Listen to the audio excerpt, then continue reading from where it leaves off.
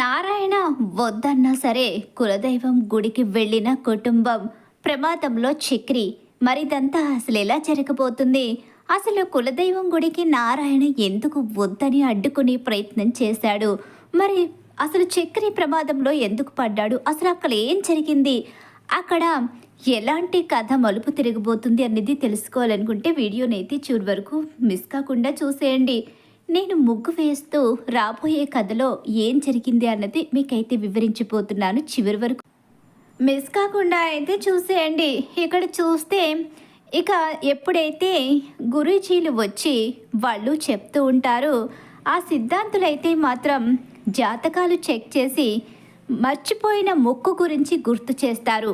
అలా గుర్తు చేసేసరికి ఇక ఆ మొక్కు నారాయణ తీర్చకపోతే ఏముంది, ఇప్పుడు వెళ్ళి తీర్చుకుంటే దోషాలు పోతాయి కదా అని చెప్పేసి సిద్ధాంతిని అడుగుతూ ఉంటారు చక్రి కేశవ ఇద్దరు కూడా. అవును, ఇప్పటికైనా ఆ మొక్కు తీర్చుకుంటే ఇక ఈ కుటుంబానికి పట్టిన దరిద్రము పోతుంది, దోషాలు పోతాయి, ఈ కుటుంబం పిల్లా పాపలతో సంతోషంగా అభివృద్ధి చెందుతుంది, మీ వంశం ఇక నిర్వంశం కాకుండా ఉండాలి అంటే కులదైవం గుడికి వెళ్ళాల్సిందే.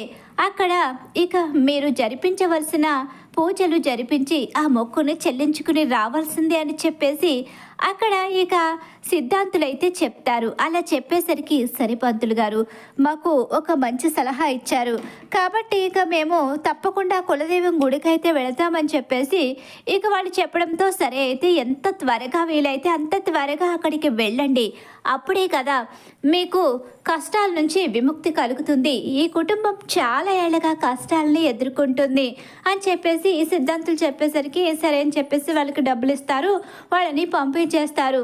ఇక నారాయణ నిర్ఘంతుడైపోయి ఉండిపోతాడు. నారాయణ అయితే ఏం మాట్లాడాలో అర్థం కాదు, అసలు ఇప్పుడు ఈ సిచ్యువేషన్ని ఎలా మెయింటైన్ చేయాలో కూడా అర్థం కాదు నారాయణకి. నారాయణ వాడు చెప్పింది వినిపించిందా? అవును వినిపించింది. అయితే ఏంటి అంటావేంటి? అసలు నువ్వేం మొక్కుకున్నావు, ఏ మొక్కును మర్చిపోయావు? పద వెడదాం కులదైవం గుడికి. ఎప్పుడంటే అప్పుడు వెళ్ళిపోవడమేనా ఏంటి? అదే ఇప్పుడే కాదులే, ఇక మనం 2 రోజుల్లో కులదైవం గుడికి బయలుదేరిపోతున్నాం.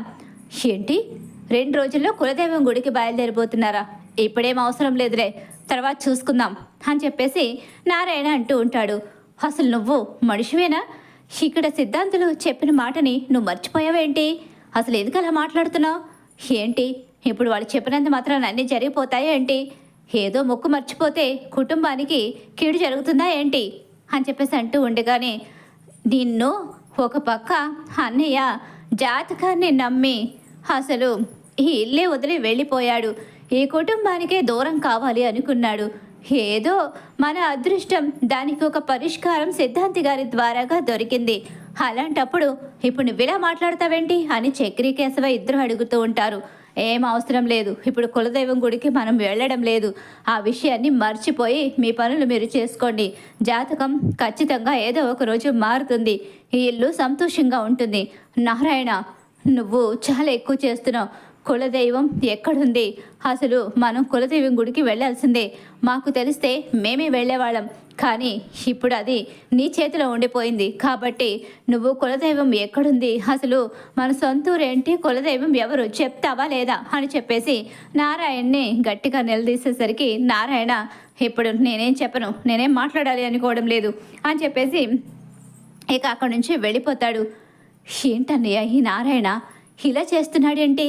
కులదైవం గుడికి వెళదాము అంటే కనీసం మా కులదైవం ఎవరో చెప్పడు, ఎక్కడో చెప్పడు, నాకు తెలియదు అని ఇంత నిర్లక్ష్యంగా మాట్లాడుతున్నాడేంటి?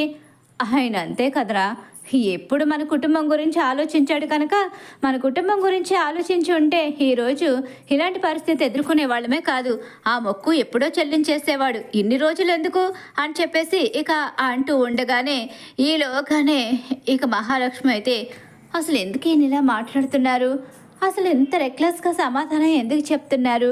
కులదైవం గుడికి వెళదాము అంటే ఆయన మాటలో అసలు ఎందుకు ఆ తడబాటు అని చెప్పేసి ఇక మహాలక్ష్మి మళ్ళీ బయటకు వచ్చి అడుగుతూ ఉంటుంది నారాయణని. ఏంటి వాళ్ళందరూ అయిపోయారు, నువ్వు మిగిలిపోయావా? గుడి లేదు, బడి లేదు, ఏమీ లేదు, ఎక్కడికి వెళ్ళేదేమీ లేదు, మీరు అంతా ఊరుకుని మీ పనులు మీరు చేసుకోండి అని చెప్పేసి నారాయణ అంటూ ఉంటాడు. ఏంటి ఈయన ఇలా మాట్లాడుతున్నారు, అసలు ఎందుకు ఇలా బిహేవ్ చేస్తున్నారు అని చెప్పేసి అనుకుంటూ ఉంటుంది మహాలక్ష్మి. అయితే మహాలక్ష్మి గారు ఒప్పుకున్నాడా? ఒప్పుకోలేదు. కనీసం ఆ ప్లేస్ చెప్పడానికి కూడా ఆయన ఇష్టపడడం లేదు. ఏంటి నారాయణ ఎందుకు ఇలా బిహేవ్ చేస్తున్నాడు అని చెప్పేసి ఆశ్చర్యంగా చూస్తూ ఇకేం చేయాలో అర్థం కాని అయోమయం పరిస్థితి. అలా ఉండగానే ఇక మీరందరూ కాదు, నేను మాట్లాడతాను, కానీ ఇప్పుడు కాదు, కాస్త టైం ఇద్దాం నాన్నకి. అనుకున్న వెంటనే అన్నీ జరిగిపోవు కదా. ఇన్నాళ్ళు మనం కష్టాలని ఎదుర్కొన్నాం, ఇక ముందు మన జీవితాలు మారబోతున్నాయని సిద్ధాంత్ గారు అయితే చెప్పారు. కానీ ఇక్కడ జరగాల్సిందే ముందు కులదైవం పూజ, అక్కడికి వెళ్ళడం అంటే అంత తేలిక కాదు కదా. ఆ దైవ సంకల్పం కూడా మనకి ఉండాలి. ఆ దైవం మనల్ని రప్పించుకుంటుంది. దానికి టైం వచ్చిందని అనిపిస్తుంది. కాకపోతే ఇంకా కాస్త వెనక్కి ముందుకి ఊగిసలాడుతుంది. దాన్ని నేను సెట్ చేస్తాను, నాన్నతో నేను మాట్లాడతాను అని చెప్పేసి మాధవ్ చెప్తాడు. ఇక అక్కడ ప్రస్తుతానికి ఆ టాపిక్ని అయితే వదిలేస్తారు. ఎవరి పనులు వాళ్ళు చేసుకుంటూ ఉంటారు. ఇక ఆ రోజు సాయంత్రం కాస్త డ్రింక్ చేసి వచ్చిన నారాయణ్ని మాధవ నాన్న అంటూ పిలుస్తూ దగ్గరికి వెళ్తాడు. అలా వెళ్ళేసరికి ఏంట్రా మాధవ ఏమైంది అని చెప్పేసి అడుగుతూ ఉండగానే ఈలోగానే నాన్న అసలు నువ్వెందుకు ఈ మాటని దాటేస్తున్నావు? ఎందుకు కులదైవం గురించి చెప్పడం లేదు? లేదురా నాన్న, నేనిప్పుడు ఆ విషయాన్ని చెప్పలేను. మనం కులదైవం గుడికి వెళ్ళకూడదు కూడా. ఎందుకు? అదే ఎందుకని అడుగుతున్నాం. ఎందుకు ఇలా చెప్తున్నావు? వెళ్ళకూడదని ఎందుకు అంత పట్టుపడుతున్నావు? లేదు, నువ్వు రాకపోతే నీ ఇష్టం, కానీ మేము కులదైవం గుడికి వెళతాం. నాకు నా తమ్ముళ్ళ క్షేమం ముఖ్యం, నా తమ్ముళ్ళ జీవితం ముఖ్యం. నువ్వు ఒకవేళ ఇష్టం లేకపోతే ఇక్కడే ఉండిపో. మీ నలుగురిని పంపించి నేను ఇక్కడ ఎలా ప్రశాంతంగా ఉండగలను? లేదు అయితే మరి మా వెంట రా.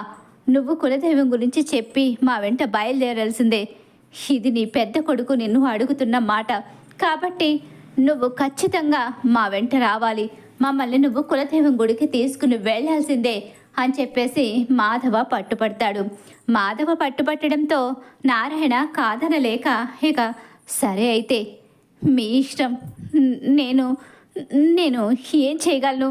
నేను ఎంతగానో చెప్పి చూశాను, కానీ మీరు వినడం లేదు. కానీ అక్కడికి వెళ్ళిన తర్వాత అసలు ఏమైంది? అక్కడికి వెళ్ళడం గురించే నువ్వు ఇంతగా భయపడుతున్నావేంటి? భయం కాదురా, బాధ. ఏం జరుగుతుందో అనే ఒక ఆందోళన. ఎవ్వరికీ నారాయణ భయపడడు, కానీ ఆ ఊరు పేరు చెప్తేనే నాకు. ఏంటి నాన్న, ఏమైంది? లేదులేరా, ఏం లేదు, వెళ్ళి పడుకో. సరే వెళదామన్నావు కదా, అక్కడికి వెళ్ళి పూజ చేసుకుని వెంటనే వచ్చేయాలి. ఇంకెక్కడికి వెళ్ళకూడదు. మళ్ళీ నీ తమ్ముళ్ళు అది చూడాలి ఇది చూడాలని ఇక ఊరు మీదకి తీసుకువెళ్ళకూడదు అని చెప్పేసి అంటూ ఉండగానే సరే అదంతా నేను చూసుకుంటాలే, నువ్వేం కంగారు పడకు, గుడిలో పూజ చేసుకుని తిరిగి వచ్చేద్దామని చెప్పేసి మాధవ చెప్తాడు. అలా చెప్పేసరికి ఇక తప్పనిసరి పరిస్థితిలో నారాయణ ఈ విషయాన్ని ఒప్పుకుంటాడు. అందరూ కులదైవం గుడికి బయలుదేరుతారు. నారాయణ మొత్తం మీద ఒప్పుకున్నాడనమాట. ఈ నారాయణ ఎప్పుడు ఎలా ఉంటాడో ఎవరికీ తెలియడం లేదు. ఈ నారాయణ ఏంటో ఇక కడుపులో పెద్ద అగ్నిగోళాన్ని మోస్తున్నట్టు చేస్తాడు, కానీ ఎప్పుడు ఎవరితో ఏమీ చెప్పడు అని చెప్పేసి కొడుకులు ముగ్గురు అనుకుంటూ ఉంటారు. కానీ మాధవ నారాయణ వైపు అలా చూస్తూ ఉండిపోతాడు. ఏదో నిజాన్ని నాన్న దాచిపెడుతున్నాడు. అసలు ఏంటా నిజం? ఎందుకు నాన్న కులదైవం పేరు ఎత్తగానే అసలు వద్దు అని ఇంతగా పట్టుపట్టాడు? నాన్న మనసులో ఏదో దాగింది, కానీ ఆ నిజాన్ని నాన్న బయట పెట్టడం లేదు అని చెప్పేసి మాధవ అనుకుంటూ ఉంటాడు. అలా కులదైవం గుడికి అయితే వెళతారు. కులదైవం గుడికి వెళ్ళిన తర్వాత ఇక అక్కడ కులదైవం పూజలు చేయించడానికి ఏర్పాట్లు చేస్తూ ఉండగానే నారాయణ్ణి ఒక పంతులు గుర్తుపడతాడు. నారాయణ, నువ్వా? ఎన్నేళ్ళయిందయ్యా నిన్ను చూసి? ఇన్నేళ్ల తర్వాత మళ్ళీ ఈ ఊరికి వచ్చావా అని ఆశ్చర్యంగా అడుగుతూ ఉంటాడు. అక్కడ ఒక అతను అయితే గుడిలో పంతులతో సహా అలా పంతులు అడిగేసరికి వచ్చాను, ఇదిగో నా నలుగురు కొడుకులు, వీళ్ళ కోసమే రావాల్సి వచ్చింది. అది కాదు నారాయణ, ఇంకా అదంతా వద్దు. ఇక్కడ కులదైవం పూజ చేయించుకోవడం కోసం వచ్చాము. పూజ జరిపిస్తే వెళ్ళిపోతాం పంతులు గారు అని చెప్పేసి ఇక అంటూ ఉంటాడు నారాయణ. ఏంటి పలకరించినా కూడా పెద్దగా పలకకుండా వెళ్ళిపోదామన్నట్టుగా మాట్లాడుతున్నారేంటి? ఏంటి అసలు మీ ప్రాబ్లం ఏంటి? అసలు ఈ ఊరికి మీకు అసలు ఏంటి సంబంధం అని చెప్పేసి మహాలక్ష్మి అడుగుతూ ఉంటుంది. అదేం లేదమ్మా, పద వెళ్ళి పూజ చేయించుకుందాం అని చెప్పేసి ఇక లోపలికి అయితే వెళతారు. అందరూ పూజ అయితే చేయించుకుంటూ ఉంటారు. పూజ పూర్తవుతుంది. అందరూ చాలా హ్యాపీగా ఇక పూజ పూర్తయిన తర్వాత సంతోషంగా అక్కడి నుంచి ఆ గుడి లోపలంతా తిరుగుతూ ఆ గుడిలో దండం పెట్టుకుంటూ బయట కూర్చొని పలహారాలు తింటూ ఉంటారు. హ్యాపీగా మాట్లాడుకుంటూ ఉంటారు. అన్నయ్య, ఇక భయం పోయిందా? జాతకంలో దోషం పోయింది. ఇక మనకు ఎలాంటి కష్టాలు లేవు. ఇక నుంచి మన కష్టాలు తీరిపోతాయి. మనం సంతోషంగా ఉండొచ్చు. జాతక దోషాలంటూ మన మధ్యలో ఉండవు. ఇక నుంచి మన ఇల్లు కూడా సంతోషంగా పిల్ల పాపలతో నిండిపోతుంది అని చెప్పేసి ఇక చక్రి అంటూ ఉంటాడు. అలాగే కేశవ్ కూడా హ్యాపీగా ఫీల్ అవుతూ ఉంటాడు. ఇలా జరుగుతూ ఉండగానే ఈలోగానే నారాయణ ఊళ్ళోకి వచ్చాడన్న విషయం ఆ పంతులు ఎప్పుడైతే చూస్తాడో ఆ తర్వాత ఒకరి తర్వాత ఒకరికి ఊరంతా పాకిపోతుంది. నారాయణ వచ్చాడు అన్న విషయం, పైగా తన కొడుకుల్ని తీసుకుని మరీ వచ్చాడన్న విషయం ఊరంతా తెలిసిపోతుంది. ఆ కులదైవం ఉన్న ఊరు ఒక చిన్న ఊరు. ఆ ఊరికి ఒక అతను పెద్ద. అతనే ఆ ఊరి ప్రజల యోగక్షేమాలు చూసుకుంటూ ఉంటాడు. కానీ అతను ఒక పచ్చి రౌడీ. ఆ ఊరి వాళ్ళని ఎంతగానో ఇబ్బంది పెడుతూ ఉంటాడు. ఆ ఊరి వాళ్ళ రక్తం పీలుస్తూ ఉంటాడు అతను. అలాంటి ఒక పచ్చి రౌడీ అతను. ఈలోగా వీళ్ళు ఇక పూజ పూర్తయిపోతుంది. హ్యాపీగా అంతా అనుకున్నది అనుకున్నట్టుగా జరిగింది. ఇక మనకి ఎలాంటి సమస్యలు ఉండవు, త్వరలో మన జీవితాలు బాగుపడతాయని చెప్పేసి హ్యాపీగా బయలుదేరడానికి సిద్ధపడుతూ ఉంటారు. మహాలక్ష్మి అయితే అదిగో అక్కడేదో స్పెషల్గా కనిపిస్తుంది, అది చూసి వెళదాం రండి అని చెప్పేసి ఇక చక్రిని తీసుకుని ముందుకు వచ్చేస్తుంది. అమ్మ మహా జాగ్రత్త అని చెప్పేసి మాధవ్ చెప్తూ ఉంటాడు. ఈలోగానే ఎక్కడికి వెళ్తున్నారు అని చెప్పేసి నారాయణ అడుగుతుండగా, లేదు ఇక్కడికేలే వచ్చేస్తారు, ఇంకెక్కడికి వెళ్ళొద్దని చెప్పు అని చెప్పేసి అంటూ ఉంటాడు నారాయణ. అయితే ఈలోగానే కాస్త ముందుకు వెళతారు. కొన్ని ఫొటోస్ అయితే దిగుతారు. అలా దిగిన తర్వాత ఈలోగా ఇక ఇలా తిరిగి రాబోతూ ఉంటారు. ఒక్కసారే ఒక నలుగురు రౌడీలు వచ్చి చక్రిని ఇక పొడి చేస్తారు కత్తితో. ఇంకా అంతే, అక్కడ మహాలక్ష్మి చక్రి అంటూ గట్టిగా కేక వేసేస్తుంది. అలా వేసేసరికి పరుగెత్తుకుంటూ వచ్చేస్తారు అన్నదమ్ములు ముగ్గురు. ఒక పక్క ఇక నారాయణ కూడా ఇంకా అక్కడ వాళ్ళను కొట్టి తరిమేస్తారు ఆ అన్నదమ్ములు ముగ్గురు. చక్రి చక్రి అని చెప్పేసి గట్టిగా పిలుస్తూ ఉంటారు. అందుకే చెప్పాను నేను, ఈ ఊరు రావద్దు అని, కులదైవం పేరు ఎత్తొద్దు అని చెప్పాను. నా మాట వినిపించుకోకుండా వచ్చి ఈరోజు వీడి ప్రాణాలనే పణంగా పెట్టాల్సిన పరిస్థితి వచ్చింది. ఇందుకే నేను వద్దని చెప్పాను అని చెప్పి గట్టిగా ఏడుస్తూ అరుస్తూ ఉంటాడు నారాయణ. అయితే ఏంటి నాన్న నువ్వనేది? అసలు ఈ ఊరికి వీడు ఇప్పుడు ఇలా ఈ పరిస్థితిలో ఉండడానికి కారణం ఏంటి నాన్న అని చెప్పేసి అంటూ ఉండగానే, ఈ ఊరు మన మీద పగ పట్టిందిరా. ఈ ఊరు ఒక చిన్న ఊరు. ఈ ఊరికి ఒక అతను పెద్ద. అతని చేతిలో కీలు బొమ్మలు ఈ ఊరి జనం. వాడికి నచ్చినట్టు ఉంటేనే ఈ ఊర్లో ఉండనిస్తాడు. లేకపోతే వాడు మనుషుల్ని చంపేసే నరరూప రాక్షసుడు. వాడు నా భార్యని చంపేశాడు. ఆ నిందని నా మీద వేసి ఇప్పటికీ నన్ను ఒక హంతకుడిలా నిలబెట్టాడు. నా భార్య మీద మోచుపడ్డా వాడు నా భార్య దక్కకపోయేసరికి నా భార్యను చంపేశాడు. చంపేసి నా పిల్లల్ని కూడా చంపేయాలి అనుకున్నాడు. కానీ ఆ నిందని భరిస్తూనే నా పిల్లల్ని తీసుకుని ఊరు వదిలి పారిపోయి ఎక్కడుంటున్నానో కూడా తెలియకుండా దూరంగా వచ్చేశాను. ఆ తర్వాత నా చెల్లెలు నా అన్న వెంట పడేసరికి వాళ్ళు కూడా దూరంగా వచ్చేయడం జరిగింది. ఇక అందరం కలిసి ఒక చోట బ్రతుకుతున్నాం. శత్రువులుగా ఉన్న మా శత్రువులకి కనిపించకుండా బ్రతుకుతున్నాం. దానికి తెలిసింది వాళ్ళు చెప్పిన నిజం మాత్రమే. నాకు తెలిసింది మాత్రం నా భార్యను చంపింది వాళ్ళే. చివరి నిమిషంలో నిందని నా మీద తోసేశారు. నా బిడ్డల ప్రాణాలు కాపాడుకోవడం కోసం ఊరు వదిలి వచ్చేశాను. కానీ ఈ నారాయణ మీద వాళ్లకు పగ చల్లారలేదు. ఎందుకంటే వాడికి కోపం, వాడి వాడి తమ్ముడిని నేను చంపేశాను. ఎందుకంటే నా మీద కసి కోపాన్ని పెంచుకొని నా భార్య జీవితాన్ని నాశనం చేయాలనుకున్న వాడిని నేనెలా వదిలిపెడతాను? నా భార్యని చంపేసి నిందని నా మీద తోసేస్తే వాడిని నేనెలా ప్రశాంతంగా ఉండనిస్తాను?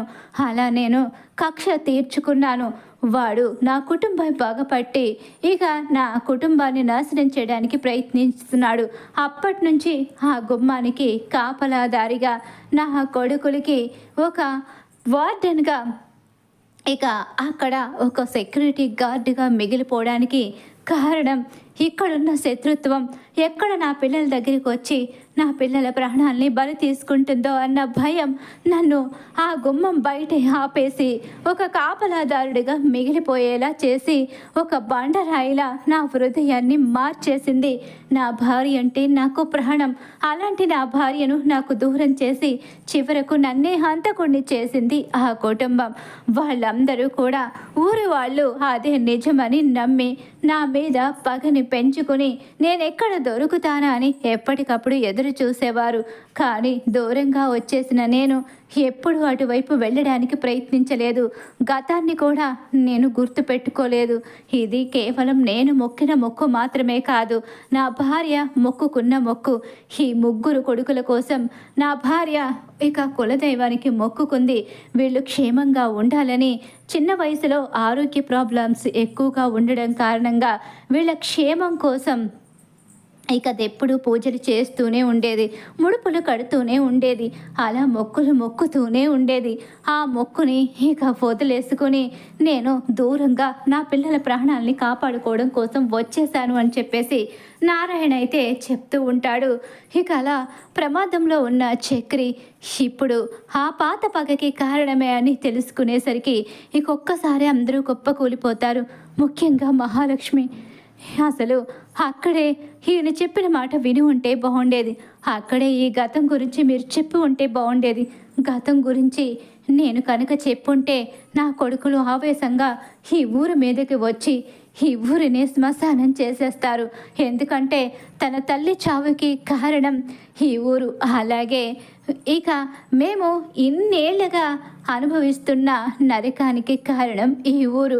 ఊరు పేరు లేకుండా దిక్కులేని వాళ్ళలా ఒంటరిగా ఊరు జనం ముందు తలదించుకొని దురదృష్టవంతులమని మేము అందరి ముందు ఇక చేతకాని వాళ్ళలా మిగిలిపోవడానికి కారణం ఈ ఊరు. వాళ్ళ జాతకాలు మారిపోవడానికి కారణం ఈ ఊరు. ఆ నిజాలు తెలుసుకున్న నా కొడుకులు ఇప్పుడు చెట్టంత ఎదిగారు. ఆ నిజాన్ని ఎలా జీర్ణించుకుంటారు? ఎవరో ఒకరు వచ్చి ఈ ఊరు మీద దండయాత్ర చేస్తారు. అప్పుడు వాళ్ళు బలైపోతారు. అది నాకు ఇష్టం లేకే ఆ నిజాన్ని దాచిపెట్టాను. నేను పక్కనే ఉంటాను కాబట్టి పూజ అయిపోయిన వెంటనే మిమ్మల్ని తీసుకుని బయలుదేరిపోవాలి అనుకున్నాను. అలా అనుకునే నేను మిమ్మల్ని ఇక్కడి దాకా తీసుకొచ్చాను. కానీ ఇప్పుడు చూస్తే అసలు ఇంత సడన్గా మన గురించి ఊరు స్ప్రెడ్ అయిపోయి నా కొడుకునే బలి తీసుకునే పరిస్థితి వస్తుందని నేను ఊహించలేకపోయాను అని చెప్పేసి చక్రిని హాస్పిటల్కి తీసుకుని వెళ్తారు. మహాలక్ష్మి చక్రిని చూసి తల్లడిల్లిపోతుంది. చక్రికి ఏం కాదు కదా, చక్రికి ఏం కాదు కదా అని మహాలక్ష్మి అడుగుతూ ఉంటుంది. అమ్మ మహా, చక్రికి ఏం కాదు, నువ్వు కంగారు పడకు, వాడు క్షేమంగా ఉంటాడు. వాడు మా తమ్ముడు. మాలో ఎవ్వరికి ఏదైనా మిగిలిన వాళ్ళము బ్రతకలేమన్న విషయం ఆ భగవంతుడికి తెలుసు. ఆ భగవంతుడు చక్రికి ఏం కానివ్వడు. పైగా కులదైవం పూజ బాగా జరిగింది. ఆ దైవమే చక్రి ప్రాణాలని కాపాడుతుంది అని చెప్పేసి అంటూ ఉంటాడు. ఇక మాధవ్ అయితే అలా చక్రి హాస్పిటల్లో ప్రాణాపాయ స్థితిలో పోరాడుతూ ఉంటాడు. ఇక మహాలక్ష్మి తల్లడిల్లిపోతూ ఉంటుంది. నారాయణ గతం కళ్ళ ముందుకి వస్తుంది. మరి ఇక ఖచ్చితంగా రాబోయే కథలో ఇలా అయితే జరగబోతుంది. ఇక రాబోయే కథలో ఇలా జరగబోతుంది కాబట్టి ఖచ్చితంగా మహాలక్ష్మి చక్రి ప్రేమను గెలుచుకోవాలి. ఈ రకంగానైనా మహాలక్ష్మి చక్రి కలవాలి. చక్రి క్షేమంగా ఉండాలని చెప్పేసి మీరు కోరుకుంటున్నారా? అయితే వీడియోని తప్పకుండా లైక్ చేసేయండి. అలాగే మా వీడియో కనుక మీకు నచ్చినట్లయితే పక్కనే ఉన్న హై బటన్ మీద అయితే క్లిక్ చేసేయండి. మీ ఫేవరెట్ సీరియల్స్ అప్కమింగ్ ఎపిసోడ్స్ని ముందుగా మీరు చూడాలి అనుకుంటే మా ఛానల్ని ఇప్పుడే సబ్స్క్రైబ్ అయితే చేసేసుకోండి.